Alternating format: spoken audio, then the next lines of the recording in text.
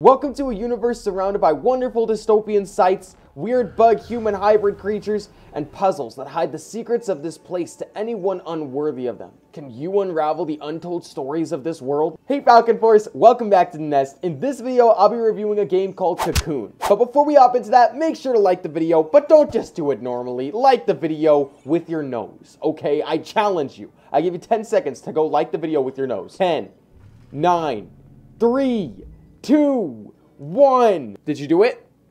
Okay, if you did, comment down below that you did it, okay? So I can know, and then I can be like, congratulations. Now let's get into the video. For anyone who doesn't know, Cocoon is a 2023 puzzle adventure game developed by Geometric Interactive and published by Annapurna Interactive. The player controls a beetle that can hop between worlds, solving puzzles to unravel the universe's mysteries. Each world exists within an orb that you carry on your back.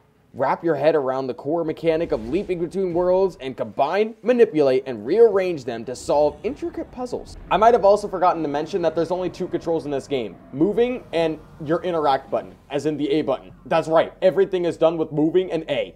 It's crazy. Before I talk any more about the game, I just want to let you guys know, for those puzzle solvers out there, there is going to be spoilers on some of the puzzles, so if you're planning on getting the game, just get the game. Don't watch the rest of this video. I don't want to spoil you on it, okay? That's it. Now then, for the people who are still curious, let me show you guys. So, the first aspect of the game is the graphics. This game, despite its serious undertone, has a rather cartoonish feel in the way that it's animated.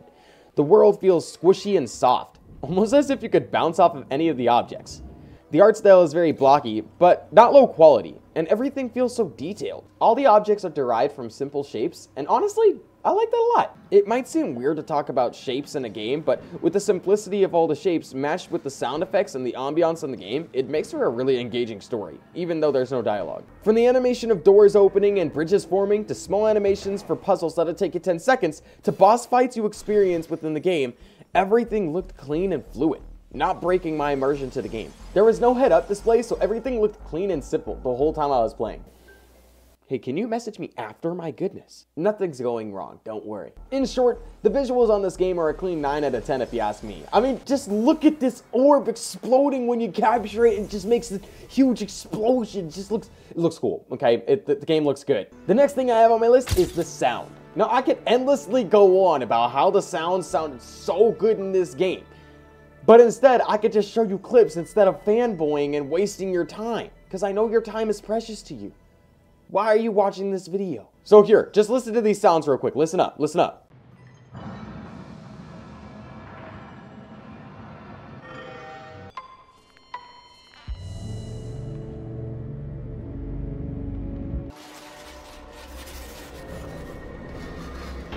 So as you can clearly see, or hear in this case, this game doesn't lack anything in its catalog of noises and sounds. Of course, in a game without dialogue, or music for the most part, the sound is very important to generating emotions from the player. And the game definitely generated emotions for me. I mean, it just sounds so serene. I loved completing puzzles and hearing the little jingles of completion, or the loud heartbeat-inducing crashes of the boss fights. I can even just say I love the general ambiance of the game. It made me feel as if I was really a part of this world. It was well structured, and the graphics went hand in hand with supporting that. Everything looked like it was supposed to have the sound that it had. Even though the game had no music per se, it did have one collective track that made everything feel connected. It made the gameplay flow from section to section, puzzle to puzzle, and boss fight to boss fight. That brings me to the next topic, gameplay. Gameplay is the most important part of a game. Its graphics can be bad, and its sound could be even more so, but if you nail the gameplay, you might play it for 1, 2, or even 5 hours. I'm looking at you, Pal World. What the heck is wrong with the sound? What did you do? You make me sad that I only spent 2 hours recording the review and yet played it for 7 hours afterward and got a bunch of cool stuff. Just a waste of my time. Not really, Pal World. You're such a great game, but like, come on. What's wrong with the sound? The game throws you right into gameplay as you emerge from none other than, you guessed it, a cocoon. You're put into this dystopian world with no explanation or overall story of how you got here or what you're doing. With nowhere left to go but forward, you forge your path to uncover the secrets of the universe. You're faced with many interesting and well-crafted puzzles that really make you think. but not too hard. It's like the perfect balance between difficult and easy, which is really hard to find when it comes to puzzle games, considering everybody else has their own view of how hard puzzles are and how easy puzzles are. I personally really like puzzles, so seeing the time and effort that it took them in order to make these puzzles and just seeing the quality of them made me love this game even more. As you progress through the game, you figure out the world you started in is not the main plateau. You seem to be in a world within another world, which is a very fun game concept if you ask me. This causes you to have to solve some puzzles outside of the orb world to further yourself in the orb world. This is where the story seems to progress as you find an evil creature in the factory that places itself into the orb world, forcing you to rid it of the evil that's taken root. That's what I got from it anyways. Of course, you gotta make your own story for it because there is no dialogue, so honestly, you don't really know. But I like to imagine myself being the hero because I don't like to see myself hurting innocent creatures. It's just sad. After completing an orb, you unlock its power, which unlocks more of the factory through puzzles. I know I mentioned earlier how I really like the puzzles and how creative and lovely they were, so let's go ahead and just show you a couple of my favorites real quick. I loved this one a lot. I had to use the spawn point in order to travel out of the orb while carrying another orb, place that orb on a stand, then go back to the orb, travel to a different spawn point, then go back to the factory, pick up the orb again, then go back to the spawn point, just to continue my journey. It was a fun and creative puzzle that they used their own concepts in order to create. I know I used orb a lot in that sentence and I apologize, but I don't know what other word to use. Like, I call it world, I could call it sphere. I don't know, what do you want from me? There was also this one. The sounds of the weird shaped flowers were fun, and the order of how you had to activate them was very creative. It wasn't organized by height, but instead left to right. It makes you overthink the puzzle since you wouldn't think it to be so simple. And then there was this one. You need the little robot to open the path up ahead. But the slime gets rid of the little drone.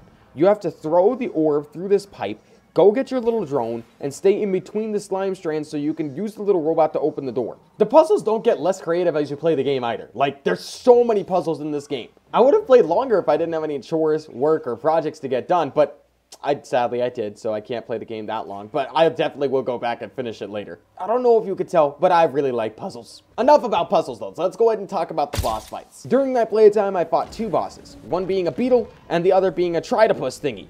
Yeah, I said tritopus, not octopus. I mean, what else do I call this thing? Because that definitely ain't no octopus. They both had their own pattern of attacks and abilities, and may I remind you, you can only use two buttons in this game, the joystick and the A button, okay? It's pretty interesting how the whole game revolves around that control pattern. And yet, the bosses created a feeling just like any other boss would in any other game, if not better. You basically use bombs to defeat the bosses, avoiding the creatures while you tried to grab the bombs to damage the monsters. If you got hit while doing this, you would instantly be transported out of the orb and into the factory again. Of course, you can go straight back into the orb and try and beat the boss once more. It makes for very immersive gameplay, so you can continue dying and going back to try and complete it again. I wouldn't recommend it, but you can. After completing the bosses, you would gain the ability to that orb, letting you progress through the story and leaving a good mix of fighting, puzzle solving, and piecing together the story of this lost universe. The concepts in this game were very unique. You could reveal platforms in midair, open previously sealed off areas, travel between worlds, make platforms out of thin air, and bring other worlds into worlds so that you could use its power in that world. The game itself is just a great mind booster of a game. And I love the process of going back and forth between all these places for one similar goal in mind. Despite traveling to all these places, you're trying to reach one general place, which is the end of the facility. Or at least, that's where I was trying to get. I don't know if you can get farther than that, because like I said, I didn't have a lot of time to play the game, but I did play it for a good, hour and a half. It was pretty fun. Overall, the game is very clean and well crafted. It kept my immersion so long, and I'm confident that it would keep other players' immersion amazingly, especially if you like puzzles. As a matter of fact, even if you don't like puzzles, if you like puzzles, boss fighting, or adventure, or just like seeing a cool world, you'd probably like it too. I loved every second, and I can't really find anything bad about the game. The only thing that I didn't really like about the game is that the robot's assistance was there pretty much the whole time if you had the robot. The robot would shine its flashlight where you needed to go, and I didn't really think the game needed that, especially because it was harder to find the robot than to find where you needed to use the robot. You just need to go find a blocked off path in order to use the robot. That's just me personally. I think the world building of the game was already good enough to the point where once you had the thing that you needed, you already knew where you needed to go. That's pretty much it though. That's the only bad thing I could find about this game. In short, I really like this game. It was a very good game to play, and I think that there's a lot of amazing puzzles, and it's a good mind booster for the head. So I actually loved it. It was great. I actually might play it even more once I have some spare time. I definitely recommend this game to amateur puzzle solvers or even just really good puzzle solvers, because this game would be a good speedrunning game for you guys.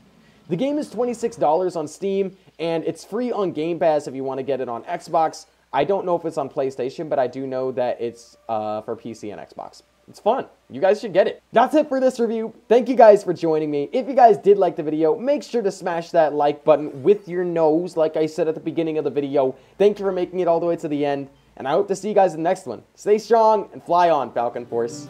Stay strong, fly on. I'll see you in the next one, Falcon Force. Stay strong, fly on. I'll see you in the next one, Falcon Force. Stay strong.